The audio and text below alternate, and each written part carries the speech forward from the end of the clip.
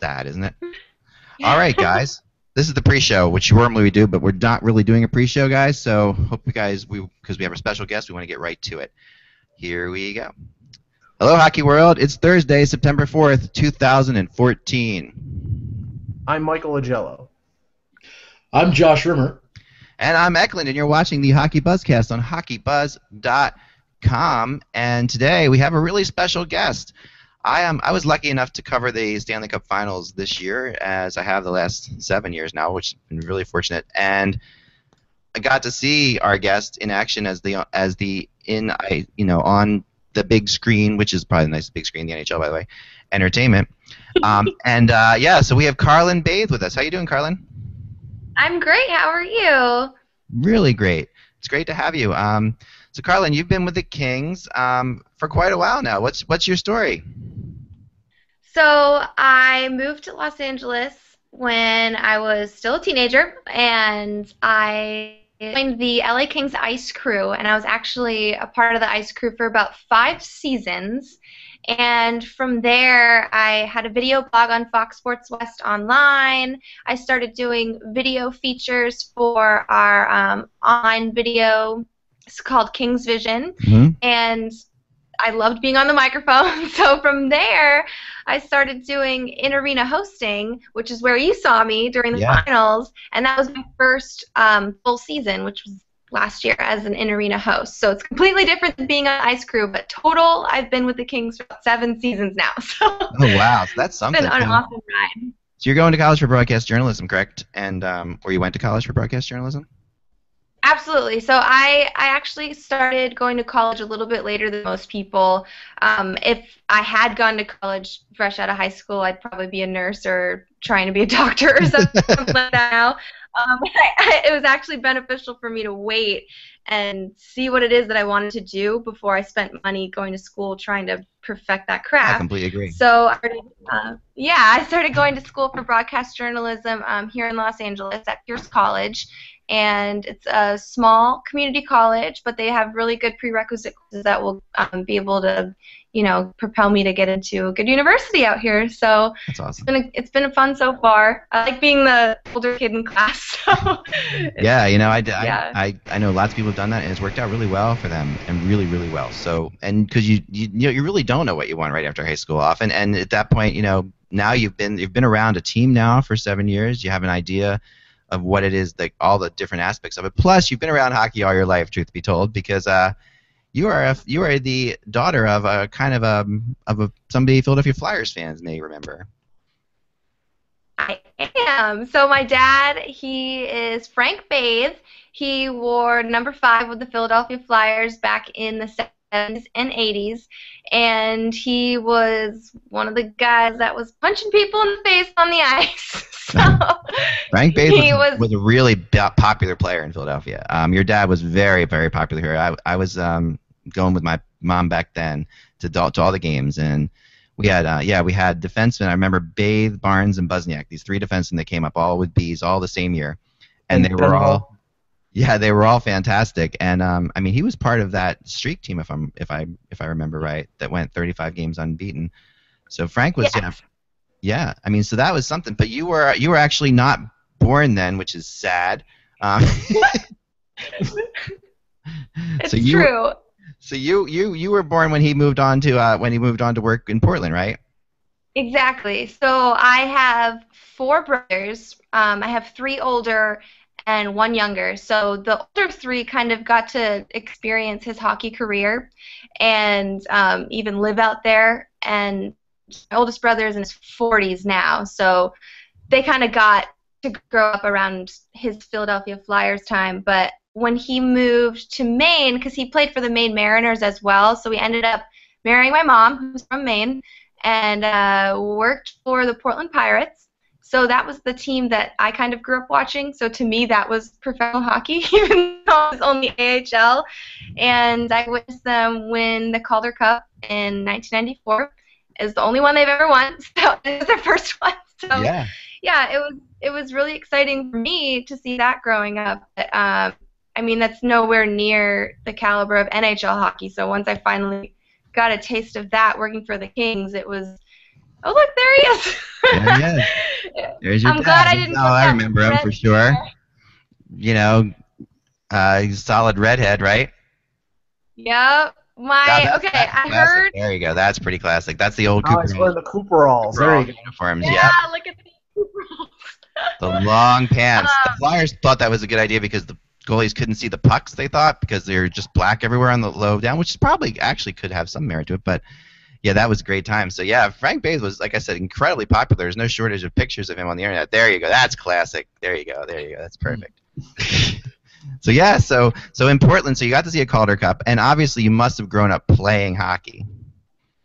Absolutely. So I skating for as long as I can remember, and one of the benefits to growing up on the East Coast, you guys probably know this, there's ponds outside that freeze in the winter. Yeah. So it's very easy to just kind of pick up your skates and go and skate wherever you want. So I grew up playing a lot of pond hockey, and I started playing organized hockey in middle school, but we didn't have a men's team, or we didn't have a women's team in middle school, so they put me on the high school team. Nice. So I was playing high school hockey at about 6th or 7th grade, and it was one of the greatest experiences of my life because I had, role models that were juniors and seniors in high school and kind of not only teaching me about hockey and the sport, but life at the same time, and I was kind of like their baby. So it was some really great times growing up playing hockey out there.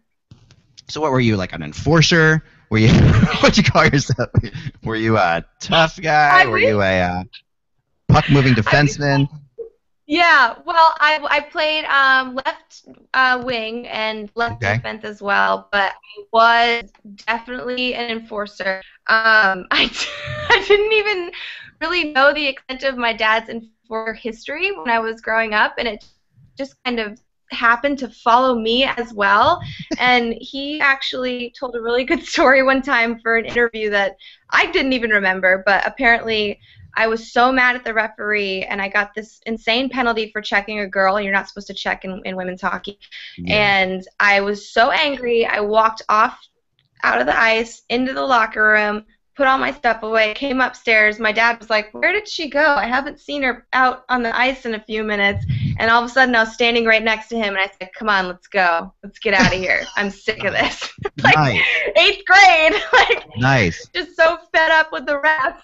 Even though you weren't born in Philadelphia, that's very Philadelphia of you. That's the Flyers fans will be very proud of that. There's something in the blood there, in the bloodline there. That's pretty good. I actually had the same kind of story when I was a kid. I got so mad at a referee. I was a goalie, and I tore the net off of its moorings and threw it at the referee. This is in street hockey, so the net wasn't as big as heavy, but it was like the lighter weight net, but it was street hockey, and I literally got kicked out for the rest of the year for it. But that was just, my gosh. Well, Philadelphia has the reputation of throwing snowballs at Santa Claus. That's ridiculous. But Santa had it coming. Anyway, yeah, so Carlin, now so then you play hockey and then you move to Los Angeles. Now that's how did you end up in LA? Well, like I said, I moved here when I was a teenager, right. And it was fresh out of high school, and it was almost as if I was just being rebellious. I thought, oh, there's probably great job opportunities in California. It wasn't even a good thought in my mind. It wasn't really even planned out, but I moved in with a really nice family and kind of developed some roots here. I started for the Kings and started taking classes at the Groundlings for comedy and improv. Nice. And thought maybe I wanted to be an actress, but a lot of people come out here to be actors and actresses, and there's too many of them. It was so hard. I agree. I have a couple friends out there trying to do that now too, and they say the same stories. And when I was out there, walking around, even just walking around, I just said to myself, my gosh, if I want to be an actor or actress, I would go anywhere but here. It feels like you would have a better shot. It's so many people, like you said. There's way too many. It's too diluted. So I kind of just had to find what I was good at and what I liked doing, and it just something that I loved talking to people, and I loved hosting, and it just took off from there, and I never went back. So. Well, the Kings have, and I've said this before many times, in my opinion, like one of the best, and I've been in almost every arena now, one of the best in-game shows there is to be had. I mean, just the beginnings of the Kings Stanley Cup Finals games are just epic. I mean, the way that the songs they play and the music and everything, and the light show. I mean, they just they know how to do it. It's LA, so they just know how to do it. And we really saw it drastically contrasted when they played the Devils, where the Devils had, almost, no pregame show, and then you go out to LA and it was just like, you were at a laser show and it was phenomenal. So I mean, and I've loved the Kings on Twitter. They're very active. It seems like a really good young social group out there.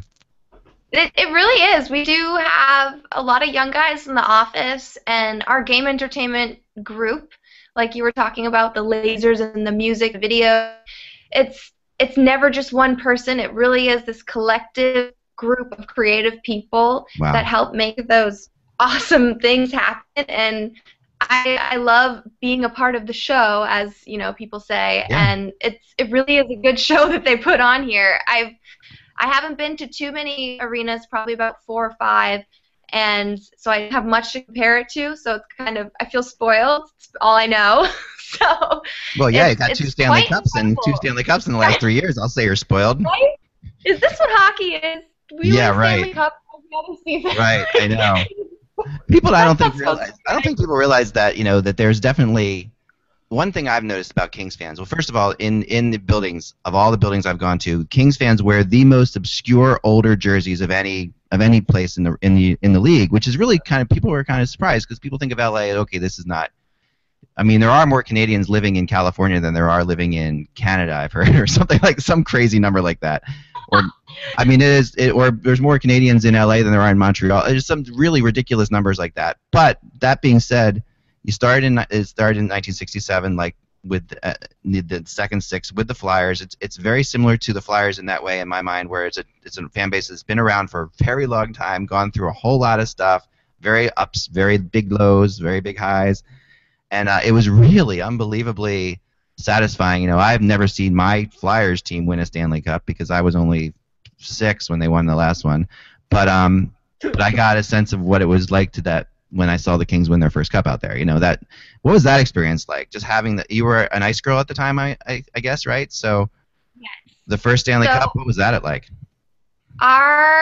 Like you were just talking about, our fan base is incredible, and I would say a lot of them are actually born native Californians. And yes, we do have a lot of Canadian transplants, but surprisingly, a lot of them born and raised in California, and I think that's what makes them an even more hardcore Kings fan, because if they've been there from the start, they've been through a lot of, crap to get to where we are now, as they would say, and it's really triumphant, and they're some of the best fans, not just being biased. They're so hardcore.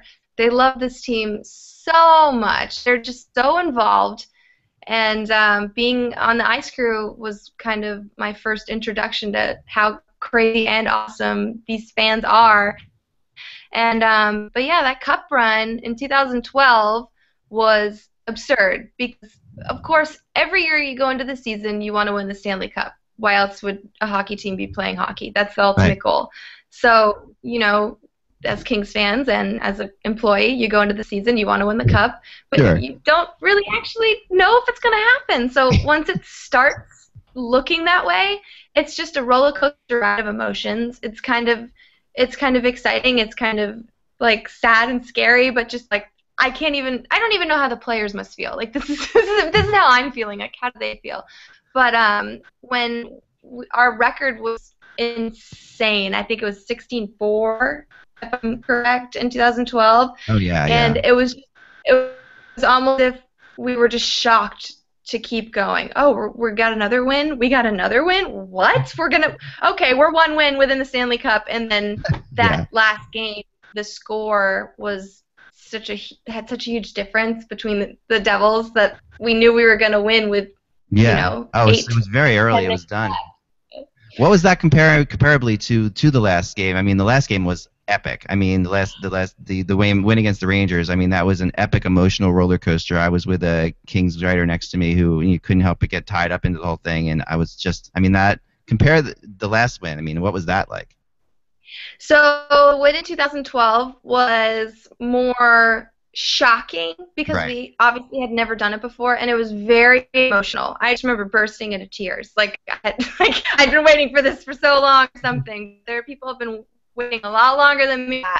And the arena was just, on their feet for the last period, I would say. Yeah. And we all felt it was coming, so it was emotional. And with the 2014 Cup win, it felt a party. Like, to get there, to win 3 Game 7 series to have 3 Game 7s in a row is just absurd. It's exhausting. So once we got to Game 5, I remember in the first overtime, I hadn't eaten in so long because our call time is hours before the game actually starts. Right. And once we start, we don't stop. So I was on my feet for so long, and I hadn't eaten in forever. And I just started to take a knee. Like, I literally disappeared and was like, guys, I gotta go down. I'm going down. I'm getting lightheaded. I can't even take this. When are we gonna score? And then in the second overtime, when we finally scored, it was like we were, oh God, that's the worst picture to put up right now. I have to put this up for you. Come on now. All right, so here's your Twitter. If people want to follow, I'm trying to zoom in a little bit to help you out here. But yeah, let's see. That's really helping her. I'm trying to get it below there. Anyway, okay, keep going. There you go. All right, Carlin. Yeah, so this is how you follow Carlin on Twitter, by the way, too. And I have to give you major props now because my favorite player of all time is Pelle Lindbergh. Okay. Actually, I have a big picture of him on the wall right over here. Let me see. Well, I'll show you in a second and I come back over here. But this is how you follow Carlin on Twitter at Carlin Bathe. And clearly, you can see my nightly regimens that I tweet. So yes, your teeth bleaching. Yeah, I mean, Josh also tweets out about his bleaching of his teeth all the time too. So our fans are familiar with that. Yeah, as you can tell, the waxing of my upper lip works very well. Right. Yeah. That's so fast. I know. There you go. So that's pretty good. But yeah, so I have a big Pelle Lindbergh poster right over here on my wall. Oh, that's so cool! Look at that. That's Pelle. So that's yeah. So I've had yeah, that was my favorite player of all time. So yeah, big props for having Pelle on your picture. I know you were probably going for your dad, but still, I still think that your dad above you, but. That's awesome. That's really awesome. Indeed. Josh, you have a question? Yeah, well, Carlin, I wanted to ask you about Jonathan Quick. He had surgery in the offseason on his wrist. Has there been any word at all about that? I mean, we know he had back surgery the last time they won the Stanley Cup, and it took him a little bit to get back to form, but from what I'm told, the wrist surgery was not a concern, and he should be 100% in a couple of weeks. Well, unfortunately, that's not the best question for me because I don't have any insider info like that. And usually, if I do hear something, we're not allowed to say anything. Oh. So, but in this case, I haven't actually heard anything. Sometimes that's a good thing, but he's young and he's resilient, so just based on that alone, that's all I can really say about that. Yeah. But I wish I could answer that further. But he's a funny guy, though. He's a funny character. I've told my story before, but my favorite Jonathan Quick story was covering the U.S. Olympic team, and covering the team the last time around when they had their camp in Washington D.C. before they went to Russia. And they gave the time, and you'll probably get a kick out of this, and as well other Kings employees, because this is very Jonathan Quick.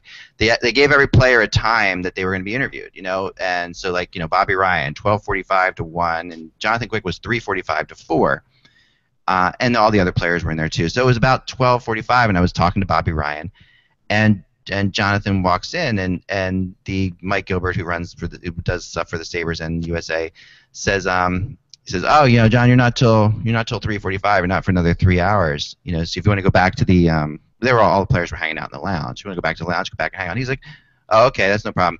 And he literally sat down in the hallway, Indian style, just sat there and waited for 3 hours, in silence. And none of us could talk to him. It was like you didn't want to say anything to him. He didn't have a phone or anything. He just sat there and watched the other interviews. Sitting down and I just how you doing? Are you okay? And he's like, "Oh yeah, I'm great. Yeah, no problem." So he's just sitting there and he's just watching the other interviews and didn't go back to the room. Didn't come back to talk or anything else. It was great. It was really, I mean, that's what goalies are, you know. I mean, to me, always the goalies. That right. wouldn't have been any other player. It's always the goalies. It's such a goalie move, you know, and he is so. I mean, he's amazing. I mean, I mean, obviously, just in my opinion, my favorite goalie in the NHL to watch right now. My daughter, who's a goalie, loves him. She adores him. She thinks he's amazing. Yeah. So I mean, this team seems to be a fun team to be around too. I mean, obviously, you've spent a lot of time around them, and just without sharing secrets like Josh wants you to, just tell us. Sorry, Josh. He's like, darn it. I have him on my fantasy hockey team. So you're just looking for that.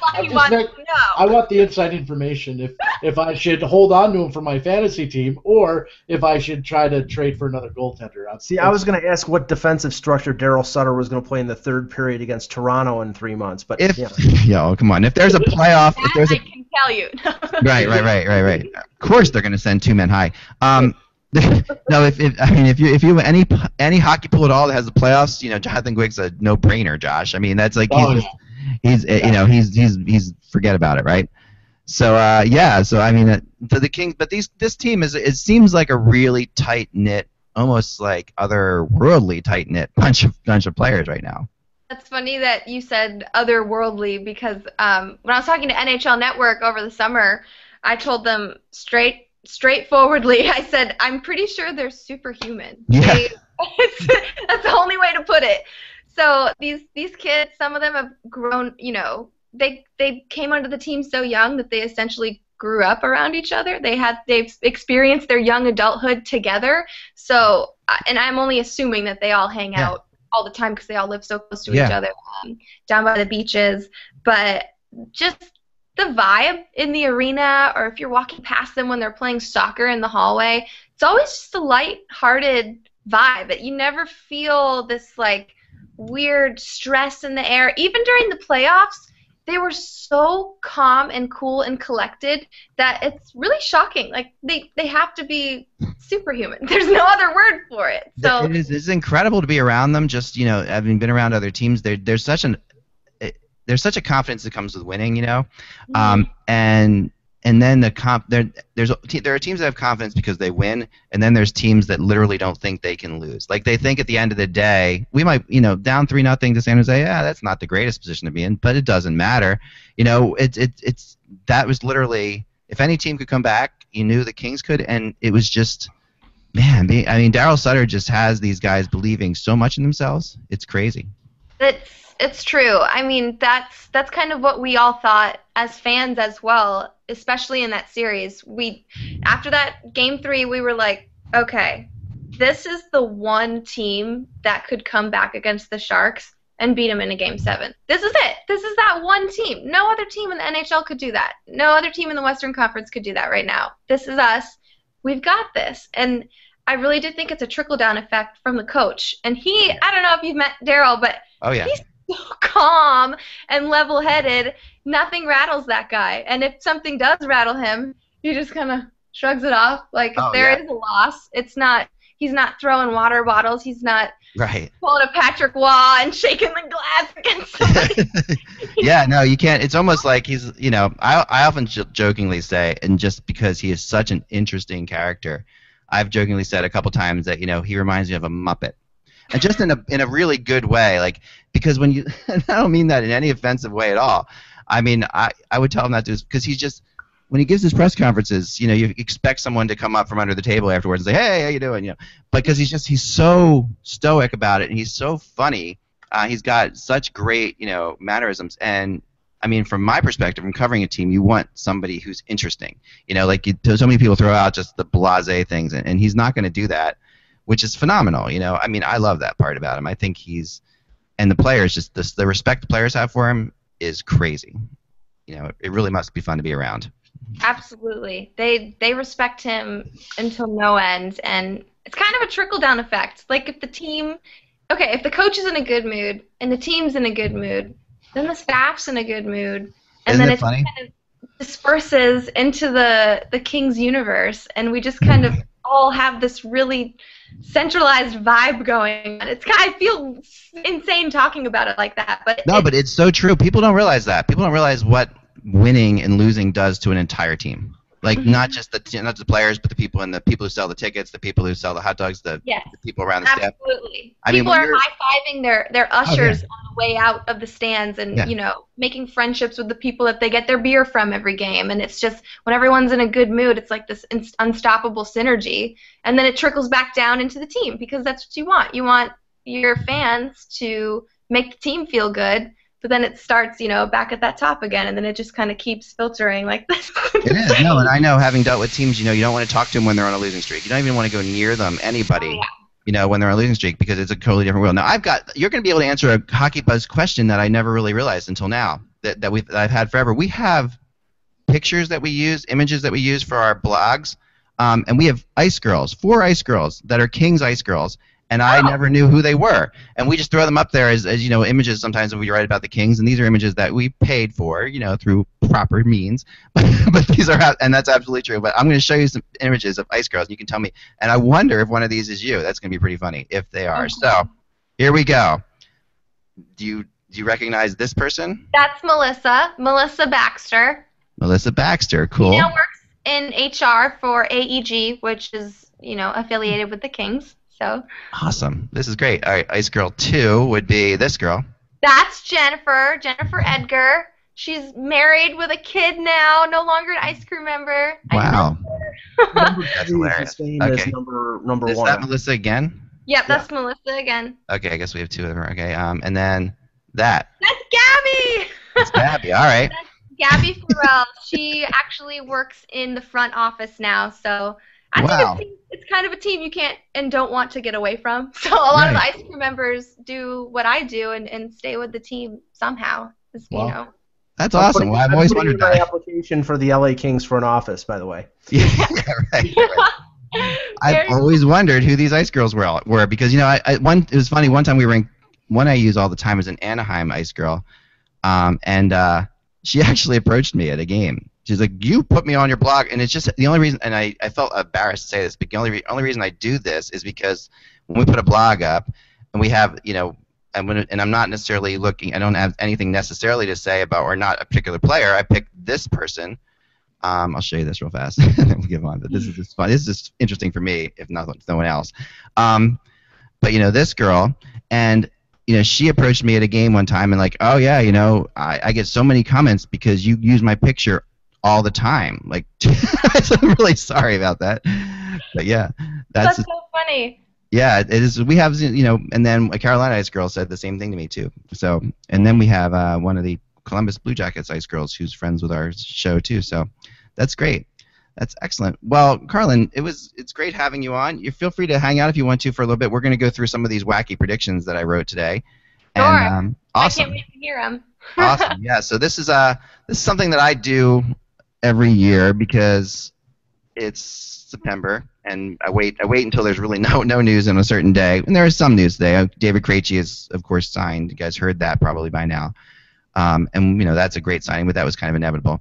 So I call it out on the ledge. My 20 wacky predictions for 2014-15, and Mike and Josh, you guys storm in on any of these if you want to. But here's my first prediction for 2014-15, and those in the chat room too. I'd love to get your opinions as well. My first one is that all 7 teams in the Central Division will get close to 100 points. Now that's a big number. Last year, when you look at some teams had 80. I think the Predators had 88 points, and I want to say the other team had 84. So 100 points is big, but I really think that besides the California teams, Central Division is just so solid. And I think they're so much better than the East, Mike.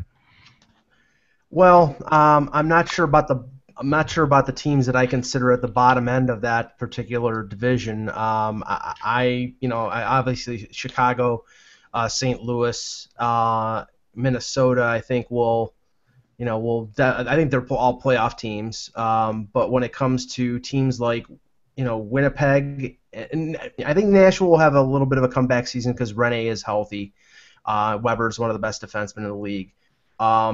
Colorado is going to vie for a wild card spot. I also think Dallas, but I don't think that if those teams are all in the 95-plus range, that got teams like Nashville and especially Winnipeg, who has some questions in goal, whether they're going to be even close to 100 points. I think Winnipeg is going to end up in probably the mid to low 80s, and I think Nashville will probably be in the high 80s. All right. Josh, maybe you can answer this next one. Number 2, 5 Central Division teams will make the playoffs. That's not a really bold prediction, but I think this is what I think is kind of bold about it. I think the Avalanche, Jets, Preds, and Blues will all be within a few points at the end of the season, and a toss-up as to who is in and who is out. You're saying the Jets? Did you just say the Jets? I said the Jets. The Avalanche, Jets, Preds, and Blues will all be close at the end of the year. I think it could be very tight. Josh? I don't like the Jets. I think they're going to take another step back this year, unless they make that big blockbuster deal in Winnipeg. I think that's the only way this team makes the playoffs. I think it's time to to move on and maybe get rid of the general manager, even though I think he's a great guy, Kevin Cheveldayoff. But nothing's really happened in Winnipeg. I don't see them being a contender. I do see Colorado, St. Louis, Chicago, Minnesota, and Dallas, all 5 making it, and then in the Pacific Division, the 3 California teams. But I don't see the Jets in there. I think Winnipeg is a team that's really in flux right now because of Kane, because of Byfuglien, because of their goaltending situation. I believe Paul Maurice is a pretty good coach, but Kevin Cheveldayoff, to Josh's point, he has not made a major move with that organization since being GM, and that team is a team that is crying out for a big trade to make some sort of shakeup. Yeah, although Jacob Trouba, I'm telling you, I think he's a great. They have some really good young players that we have not yet seen their potentials, and I have a feeling that I think the Avalanche and the Blues could struggle. When I look at the Blues, I think they were so good last year, so bad down the stretch. The Avalanche is really primed for a letdown a little bit. It's just what we see in the NHL. It would be hard to imagine them. I mean, they overachieved last year, but they were very good. But then in the playoffs, they weren't so great. I mean, they still have a lot of experience they have to put together. I mean, playoff experience is so big. All right, so Tampa Bay Lightning will battle the Chicago Blackhawks and the Anaheim Ducks for the President's Trophy. That's my next prediction. The Tampa Bay Lightning. Mike? I think Tampa Bay will fight the Bruins for the top of the Atlantic Division, so it's conceivable that they could be, in the mix for the President's Trophy. But I think the President's Trophy winner will come from the East because the West is so competitive. But I'm not 100% sold on Tampa's defense. It's always been their Achilles heel. They've made some additions this season, but I'm still not sold. I have to see that they are improved before I will give them any kind of chance to win the President's Trophy. Nice cat, Carlin. Thanks. That's Marshall. Sorry, and I kind of keep the Kings out of this President's Trophy race only because I think the Kings have transcended the regular season at this point, and I think that they really are a team that sort of gets themselves ready for the playoffs and doesn't really care about winning that President's Trophy. If they make the playoffs, they're the favorites still to go in the West for me. So I'll agree with you. Yeah, wasn't intended. Obviously, yeah. So the Montreal Canadiens will miss Gerard Gallant in a much larger way than anyone now seems to realize. We talked about this a little bit yesterday, so I mentioned that. We can move on from that one, but I really do believe that's the case. The Florida Panthers and the Calgary Flames will not be in the race for Connor McDavid. So I do not think that they will be – those two teams, the Panthers and the Flames, will not be battling it out for the first pick in the draft. I think the Panthers are just too good. I think some of the picks they've made and I think the Flames are too – rugged, and I know Brian Burke teams aren't tank teams, so I just think both those teams are not going to go anywhere. Thoughts? The common denominator there is quality veteran goaltending. You've got Hiller and you've got Luongo. Yeah. By themselves, they're going to earn enough points to probably keep them out of the bottom 3 or 4 in the league. So yeah, I think that's pretty accurate, but. Other teams that we've talked about that are near the bottom, I honestly think that Winnipeg is in the Connor McDavid sweepstakes. All right. Or will be. Okay. I can see that. Okay, next up, sorry, I lost my spot for a second there. The Maple Leafs will make the playoffs and battle Boston again in the opening round, this time as a 2 versus 3 matchup. Well, if you believe most of the critics of the Leafs organization, they will laugh in your face. I think there's a chance. If their bottom six is improved and they've completely reshuffled the depth portion of their forwards, they get the same goaltending out of Bernier, and they improve a little bit defensively. I mean, I think they can improve a lot because there's nowhere to go but up based on the way they played defensively last year. But if they're an average defensive team, they get the same amount of goal scoring that they did last year, and Bernier plays as well as he did last year, they're a playoff team. Whether they will be competitive with Boston in a playoff series, who knows? It'll be fun though to have that rematch after what happened last time. Oh yeah, it'll just be going down memory lane. We really want to see that again. And the scary part is if Bernier doesn't stay healthy, it could be Reimer again in net. Josh has gone motionless on us, Josh, but that's okay. What? It could be Reimer again in net. I know. I agree. Yeah. All right. Here, the next, I've said this before. Brad Richards will not put up 50 points in Chicago. I'm sticking by that one. And his speed will limit his effectiveness as the Hawks' second-line center. However, the Hawks will be fine. That's number 7. Number 8. We got a wager on that one. Actually, We have a wager on that one already. Yeah. I think Brad Richards is scoring over 50 points. No way. Number 8. Marty Brodeur will land in either Philly or New York when a goalie goes down to injury. His first game will come against his former team. That's my pick. It's a little bit crystal ball-y, but, the way things work around here sometimes. I have the suspicion that we've seen the last of Marty Brodeur. Yeah, I don't think so. We'll find out soon. Here, this one's for you, Josh. The Blue Jackets will struggle early, but make the playoffs and be an absolute force. By the way, 5 teams will make the playoffs in the Metro Division as well, and the Penguins will squeak in, but be a playoff force as well. So 5. That happens. That seems to happen the last couple of years with the Blue Jackets. They don't start off strong, but they finish off strong. And even a lot of players, like last year, Boone Jenner went on a tear the last 2 months. Ryan Johansson as well, scoring a couple of big game-winning goals. Bobrovsky, not as sharp at the beginning, sharper in the end, not very sharp in the playoffs. I think their fate rests on how good Bobrovsky is between the pipes. I don't know why you're in the dark, Josh, but you are in the dark for us. Your camera's not working. But we see you. Just looks like you're in a very dark room. All right, let me move. Oh, the light bulb went out. Oh, look at that. Seriously? Yeah. That's not true. No, it is. Two of them went out. Josh has lost his mind. All right, the Islanders, Penguins, Rangers, and Flyers will end up within 5 points of each other in a similar way that I was talking about the other division, where I think 5 teams will make it. I think the Islanders, Penguins, Rangers, and Flyers will end up in a battle for the final 3 playoff spots. So one of those 3 teams will not make it, and it could be the Penguins, could be the Rangers, could be the Flyers.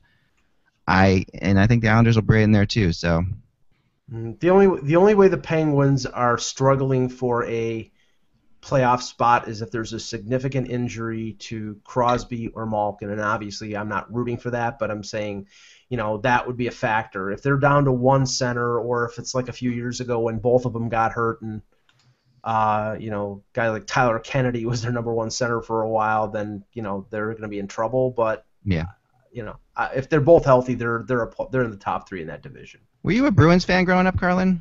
Just curious if you. I was. I definitely was. That was the only NHL team that I saw for the first long while of my lifetime. So. Right, yeah, no. So a Bruins-Kings final would be a blast for you. Oh, I've been hoping for that for so long. Yeah. That is my dream. Every year, my friends and I battle over that because they're all such big Bruins fans. I could see that. Mm-hmm. Officially signed, by the way. The NHL just announced just then, as we talked about that the Bruins have signed forward David Krejci to a 6-year extension through 2021, which makes me feel really old. That's a good thing for Krejci, good thing for the Bruins, but that's also the year my daughter graduates high school, so that makes me very sad to think about the year 2020. And good news for Jason Spezza, because if you look at the 2015 unrestricted free agents, he's the top center. He's the top center. Yep, that's true. So Krejci's off the board. Okay, Mike Richards, who ended Dave Krejci's year that one year, will be happy about that as well. Okay, the next up I have here. Let me get back to this. Steven Stamkos will score 65 goals this year. 65 goals, with Jonathan Drouin leading all rookie scorers by 20-plus points. As you can tell, I'm high on the Lightning in this thing, but I just, when you look at the things that happened to the Lightning last year, they're the things that happen to teams right before they become great. You know, Stamkos goes out for most of the year. They have to learn to battle without him. They learn to battle without him, and they play really well. They get a goalie finally in Bishop. Bishop gets hurt, of course, at the end, but they get a goalie, and that's huge.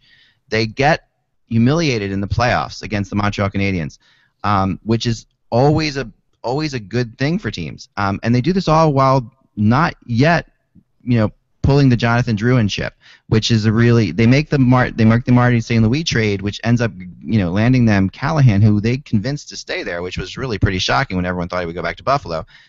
They have so many good young players that are coming up, that people don't even know about. Victor Hedman had an unbelievable year last year and is about to become one of the top 5 or 6 defense in the NHL. So I just think that Tampa's in that spot right now where they are going to be a force, and I could see. I mean, Stamkos has never scored even 60 goals, but 65, Yeah. And they had Brian Boyle and Strawman, who were in the Stanley Cup Finals against the Kings last year. Yep. So that's some added experience, and young guys like Johnson and Palat. Drouin coming in as a 19-year-old with an extra year of junior is a good thing. So I agree with your assessment of Drouin being the leader in rookie scoring, and probably a sizable chunk over some of the other rookies. Stamkos, he'll definitely score over 50 if he stays healthy. 60 is a stretch. He's such a determined guy. After last year, he's going to come in just. Oh yeah, he's going to be highly motivated. I don't doubt that. I mean, Stamkos is, and he's in top physical shape after the injuries he had last year. I just don't know. 65 is real tough. I would say 55 to 60 is a lock. 65 is pushing it. Yeah, it could happen. And I'll end with this one because we'll go to some more. We'll bring up some more tomorrow because we're almost out of time. But let me pick. I got something too. Okay. I'm going to throw this out there too. Kimmo Timonen is going to play this year for the Flyers, and it's not going to happen right away, but just you wait and see when we get to the playoffs, or near the playoffs. I could see Kimmo getting back. He's already feeling a lot better, and he's such a competitor. I just think that he'll come back. And let me throw this out to her on the Flyers topic for a second.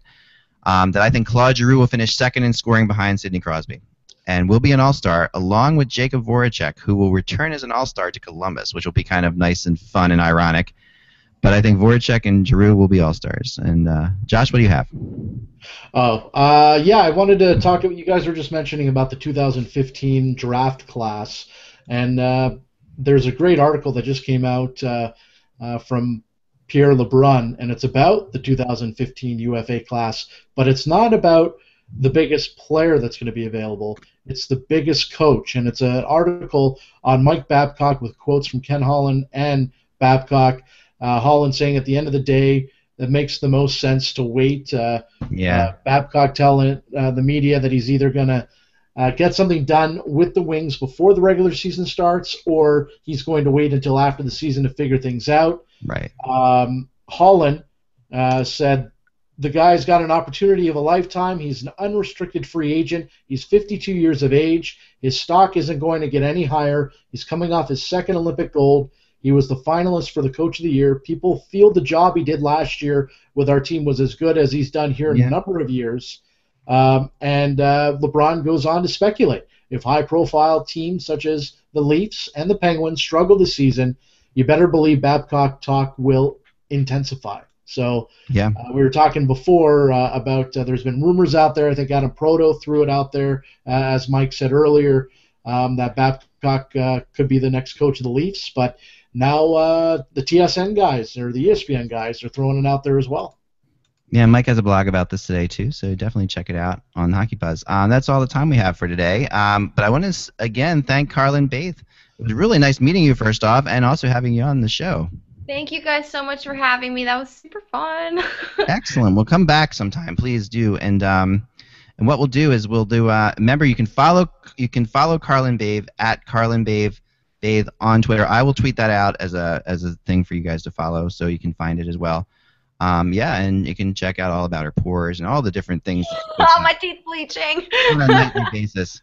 So anyway, it's always I tend to keep Twitter pretty light, so, as you can tell. Well, that's good. That's a good thing. We want to keep Twitter light. I'm with you there, and I think that I really like when people just are real on Twitter. I think that people appreciate that, so I have no problem with it at all. Awesome. So, Mike, you can follow at Mike in Buffalo. Josh is in the dark again, but he's Josh Rimmer Hockey, right? Yep. There you go. I always get that wrong. At Josh Rimmer Hockey. Yeah, there you go. I'm at Eklund on Hockey, and we'll be back tomorrow with Ty Anderson as our guest. And Ty, tomorrow we're going to be doing some of the rest of these predictions. Plus, we're also going to be trying out a new feature on Hockey Buzz, which is a which is better feature. So we're going to throw out some things tomorrow that are sort of random, like is are Philly cheesesteaks better than soft pretzels from Boston, I guess. I don't know what I'm saying. Anyway, they'll be way better than that. They'll be hockey oriented, and for the most part. But anyway, there you have it. So guys, without the buzz, it is just hockey. Talk to you soon.